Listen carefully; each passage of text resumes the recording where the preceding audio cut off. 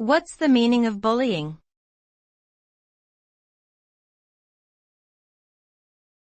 Bullying.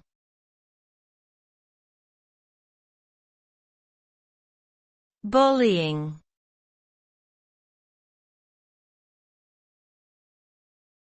Bullying.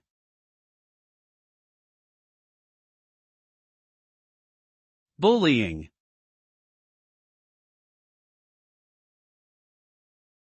Bullying is a form of aggressive behavior that involves intentionally harming or intimidating others who are perceived as vulnerable. It can take place in various forms, including physical violence, verbal abuse, and social exclusion. The consequences of bullying can be severe and long-lasting for both the victim and the bully. Victims may experience anxiety, depression, low self-esteem, academic difficulties, and even suicide.